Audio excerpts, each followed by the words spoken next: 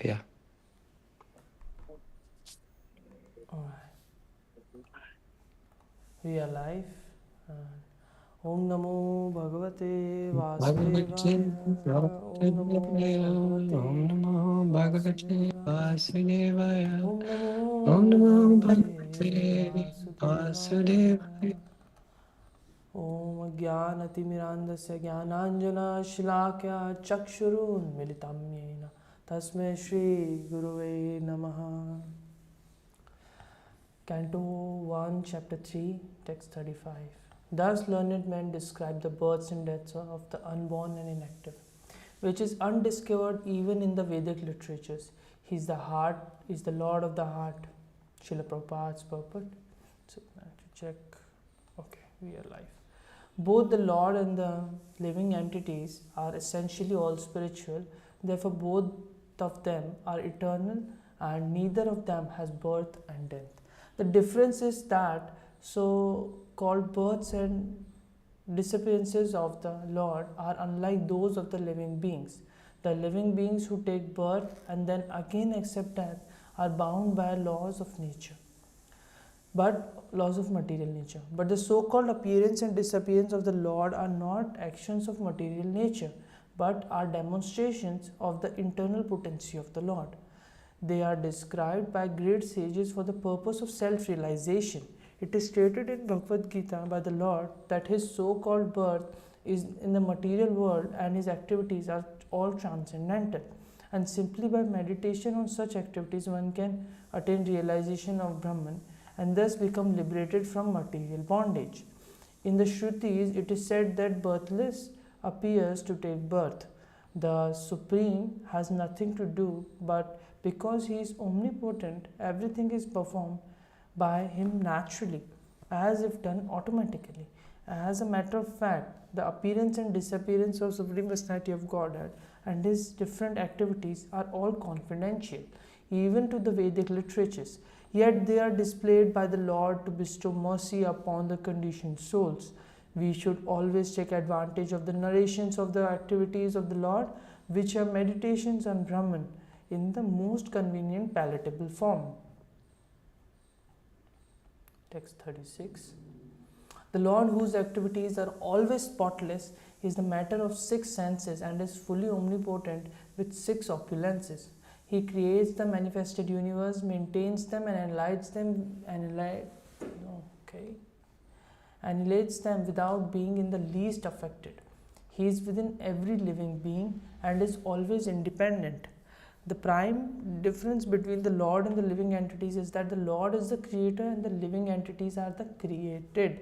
Here he is called Amogha Leela, which indicates that there is nothing lamentable in his creation. Okay, Amogh means good and Leela is his creation.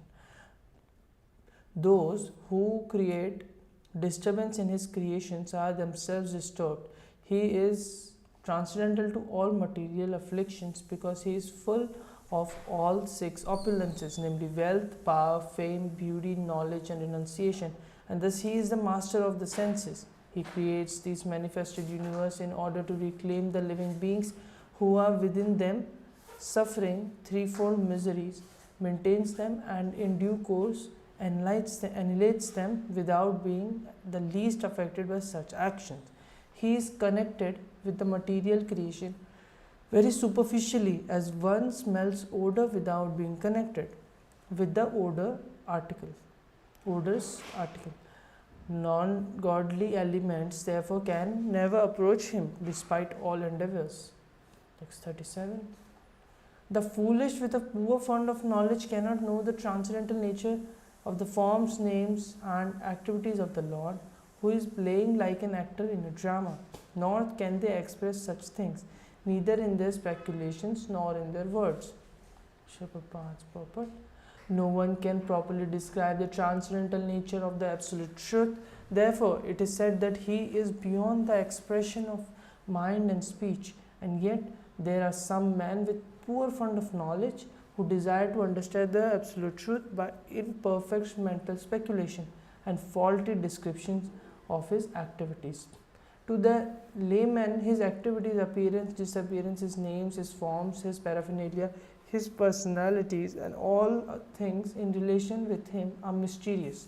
These are two classes of materialists, namely the fruitive workers, the empiric philosophers. The fruitive workers have practically no information of the absolute truth, and the mental speculators are being frustrated in fruitive activities, turn their faces towards the absolute truth. After being frustrated in fruitive activities, turn their faces towards the absolute truth and try to know him by mental speculation. And for all these men, the absolute truth is a mystery, but as the jugglery of a magician is a mystery to children. Being deceived by the jugglery of Supreme Being, the non-devotees who may be very dexterous in fruitive work and mental speculation are always in ignorance. With such limited knowledge, they are unable to penetrate into the mysterious region of the transcendence. The mental speculators are a little more progressive than the gross materialists or the fruitive workers, but because they are also within the grip of illusion, they take it for granted that anything which has form, a name, activities is but a product of material energy.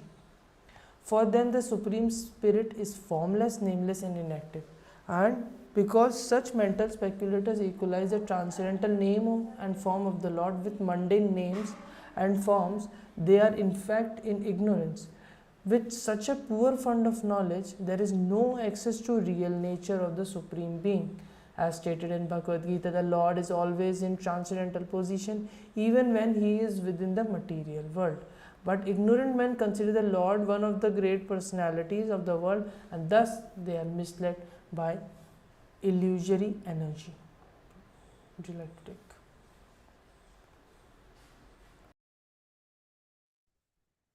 Sure. Only those who render unreserved, uninterrupted, favorable service unto the lotus feet of Lord Krishna, who carries the wheel of the chariot in his hand, can know the creator of the universe in his full glory, power, and transcendence. Prabhupada's purport. Only the pure devotees can know the transcendental name, form, and activities of Lord Krishna due to their being completely freed from the reactions of fruitive work and mental speculation. Pure devotees have nothing to derive as personal profit from their unalloyed service to the Lord. They render incessant service to the Lord spontaneously without any reservation. Everyone within the creation of the Lord is rendering service to the Lord indirectly or directly. No one is an exception to this law of the Lord. Those who are rendering service indirectly, being forced by the illusory agent of the Lord, are rendering service unto him unfavorably. But those who are rendering service unto him directly, under the direction of his beloved agent, are rendering service unto him favorably. Such favorable servitors are devotees of the Lord, and by the grace of the Lord they can enter into the mysterious region of transcendence by the mercy of the Lord. But the mental speculators remain in darkness all the time. As stated in Bhagavad Gita, the Lord himself guides the pure devotees toward the path of realization due to their constant engagement in the loving service of the Lord in spontaneous affection. That is the secret of entering into the kingdom of God. Fruitive activities and speculation are no qualifications for entering. Text 39. Only by making such inquiries in this world can one be successful and perfectly cognizant, for such inquiries invoke transcendental ecstatic love unto the personality of Godhead, who is the proprietor of all the universes, and guarantees 100% immunity from the dreadful repetition of birth and death. Purport. The inquiries of the sages headed by Shaunaka are herewith praised by Sutta Goswami on the merit of their transcendental nature. As already concluded, only the devotees of the Lord can know him to a considerable extent, and no one else can know him at all. So the devotees are perfectly cognizant of all spiritual knowledge. The personality of Godhead is the last word in absolute truth. Impersonal Brahman and localized Paramatma, or Supersoul, are included in the knowledge of the personality of Godhead. So one who knows the personality of Godhead can automatically know all about him, his multipotencies, and his expansions. So the devotees are congratulated as being all successful. A cent-per-cent devotee of the Lord is immune to the dreadful material miseries of repeated birth and death. Text 40. This Srimad Bhagavatam is the literary incarnation of God, and it is compiled by Srila Vyasadeva, the incarnation of God. It is meant for the ultimate good of all people, and it is all successful, all blissful, and all perfect. Purport. Lord Sri Chaitanya Mahaprabhu declared that Srimad Bhagavatam is the spotless, sound representation of all Vedic knowledge and history. There are selected histories of great devotees who are in direct contact with the personality of Godhead. Srimad Bhagavatam is the literary incarnation of Lord Sri Krishna and is therefore non-different from him.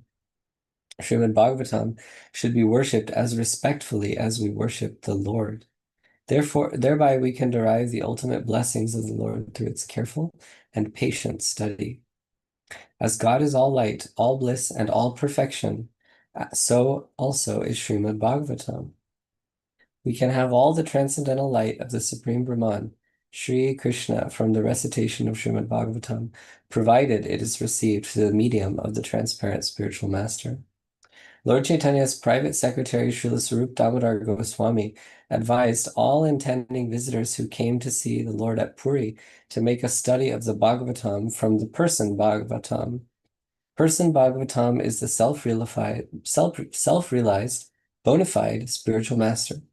And through him only can one understand, the lessons of Bhagavatam in order to receive the desired result. One can derive from the study of the Bhagavatam all benefits that are possible to be derived from the personal presence of the Lord. It carries with it all the transcendental blessings of Lord Sri Krishna that we can expect from his personal contact. Text 41. Sri Vyasadeva delivered it to his son, who is the most respected among the self-realized, after extracting the cream of all Vedic literatures and histories of the universe. Prabhupada's purport. Men with a poor fund of knowledge only accept the history of the world from the time of Buddha, or since 600 BC, and prior to this period, all histories mentioned in the scriptures are calculated by them to be only imaginary stories. That is not a fact. All the stories mentioned in the Puranas and Mahabharata, etc., are actual histories, not only of this planet, but also of millions of other planets within the universe. Sometimes the history of planets beyond this world appears to such men to be unbelievable, but they do not know that different planets are not equal in all respects, and that therefore some of the historical facts derived from other planets do not correspond with the experience of this planet. Considering the different situation of different planets, and also time and circumstances, there is nothing wonderful in the stories of the Puranas, nor are they imaginary. We should always remember the maxim that one man's food is another man's poison. We should not, therefore, reject the stories and histories of the Puranas as imaginary. The great rishis like Vyasa had no business putting some imaginary stories in their literatures. In the Srimad Bhagavatam, historical facts selected from the histories of different planets have been depicted. It is therefore accepted by all the spiritual authorities as the Mahapurana. The special significance of these histories is that they are all connected with activities of the Lord in a different time and atmosphere. Srila Shukadeva Goswami is the topmost personality of all the self-realized souls, and he accepted this as the subject of studies from his father, Vyasadeva. Srila Vyasadeva is the great authority, and the subject matter of Srimad Bhagavatam being so important, he delivered the message first to his great son, Srila Shukadeva Goswami. It is compared to the cream of the milk. Vedic literature is like the milk ocean of knowledge.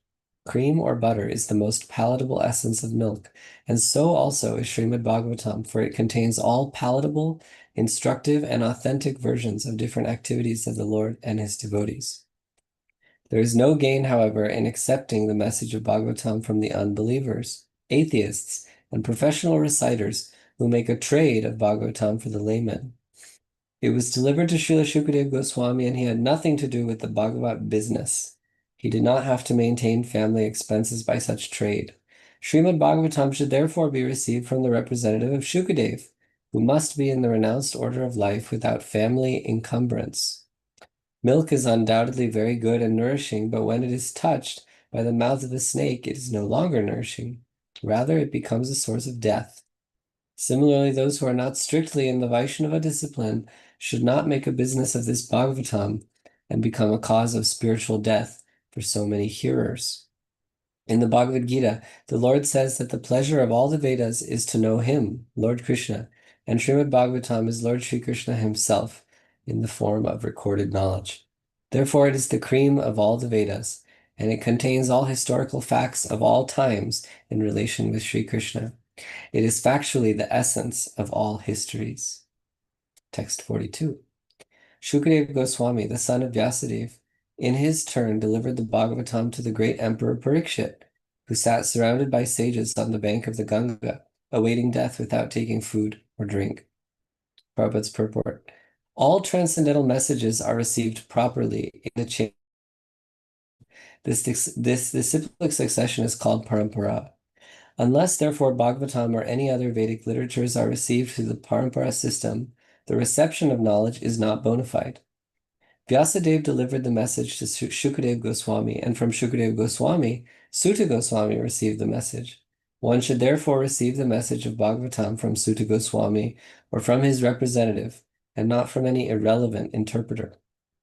Emperor Parikshit received the information of his death in time, and he at once left his kingdom and family and sat down on the bank of the Ganga to fast till death. All great sages, rishis, philosophers, mystics, etc., went there due to his imperial position. They offered many suggestions about his immediate duty, and at last it was settled that he would hear from Shukadeva Goswami about Lord Krishna. Thus the Bhagavatam was spoken to him.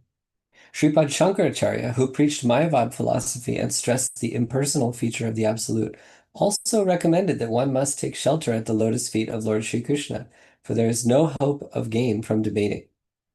Indirectly, Sripad Shankaracharya admitted that what he had preached in the flowery grammatical interpretations of the Vedanta Sutra cannot help one at the time of death. At the critical hour of death, one must recite the name of Govinda.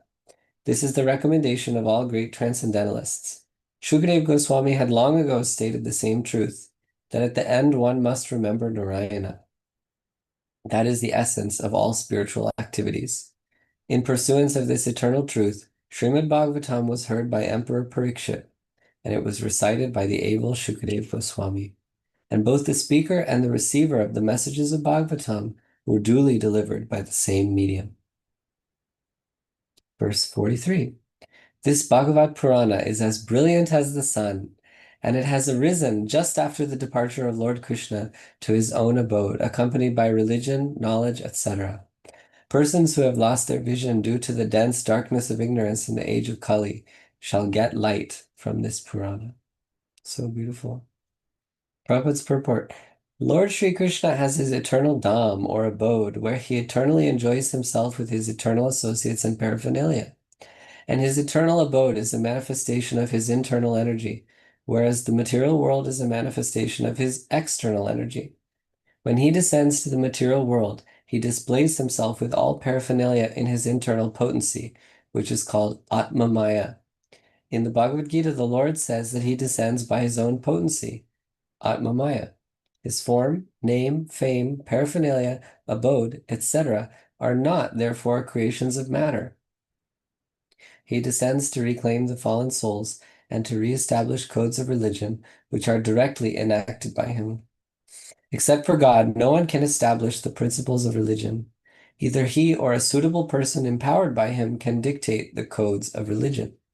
Real religion means to know God, our relation with him, and our duties in relation with him, and to know ultimately our destination after leaving this material body. The conditioned souls who are entrapped by the material energy hardly know all these principles of life. Most of them are like animals engaged in eating, sleeping, fearing, and mating. They are mostly engaged in sense enjoyment under the pretension of religiosity, knowledge, or salvation. They are still more blind in the present age of quarrel or Kali Yuga. In the Kali Yuga, the population is just a royal edition of the animals. They have nothing to do with spiritual knowledge or godly religious life. They are so blind that they cannot see anything beyond the jurisdiction of the subtle mind intelligence, or ego, but they are very much proud of their advancement in knowledge, science, and material prosperity.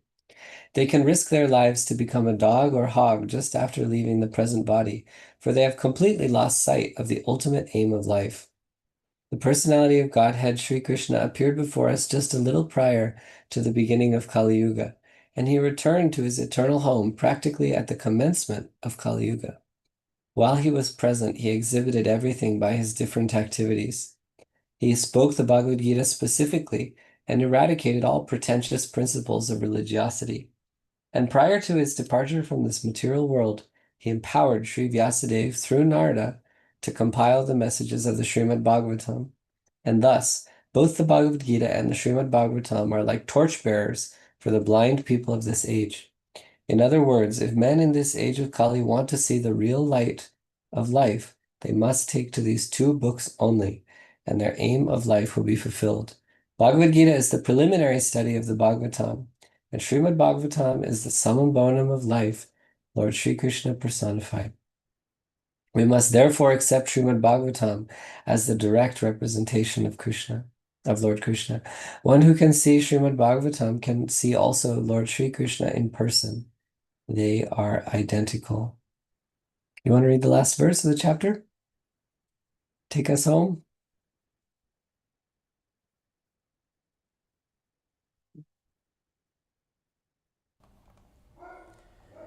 For a four. O learned Brahmanas, when Srila Shukdev Goswami recited Bhagavatam there in the presence of the Emperor Parikshit, I heard him with rapt attention, and thus by his mercy I learned the Bhagavatam from the great and powerful sage. Now I shall try to make you hear the very same thing as I learned it from him and as I have realized it. Srila Prabhupada's purport. One can certainly see directly the presence of Lord Sri Krishna in the pages of Bhagavatam. If one has heard it from a self-realized great soul like Srila Shukdev Goswami, one cannot, however, learn Bhagavatam from a bogus hired reciter, whose aim of life is to earn money out of such recitation and employ the earnings in sex indulgence. No one can learn Srimad Bhagavatam who is associated with persons engaged in sex life. That is the secret of learning Bhagavatam. Nor one can learn Bhagavatam from one who interprets the text by his mundane scholarship. One has to learn Bhagavatam from representative of Srila Shukdev Goswami and no one else. If one at all wants to see Lord Krishna in the pages, that is the process and there is no alternative. Srila Suta Goswami is a bona fide representative of Shukdev Goswami because he wants to present the message of Srila Suta Goswami is the bona fide representative of Srila Shukdev Goswami because he wants to present the message which he received from the great learned Brahmana. Srila Shukdev Goswami presented Bhagavatam as he heard it from his great father, and so also Suta Goswami is presenting Bhagavatam as he heard from Srila Shukdev Goswami. Simply hearing is not all. One must realize the text with proper attention. The word nivisita means Srila Shukdev Goswami drank the juice of Bhagavatam through ears. That is the real process of receiving Bhagavatam. One should hear with rapt attention from the real person and then he can at once realize the presence of Lord Krishna in every page. The secret of knowing Bhagavatam is mentioned here. No one can give rapt attention who is not pure in mind. No one can be pure in mind who is not pure in action. And no one can be pure in action who is not pure in eating, sleeping, fearing and mating. So important. But somehow or other, if someone hears with rapt attention from the right person at very beginning, one can assuredly see Lord Krishna in person in the pages of Bhagavatam. Thus ends the Bhakti Vedanta purpose of the first canto, third chapter of Srimad Bhagavatam, entitled Krishna is the source of all incarnations. Om Namo Bhagavate Vasudevaya. Om Namo Bhagavate Vasudevaya. Jai Srila Prabhupada, Jai Srila Gurudev.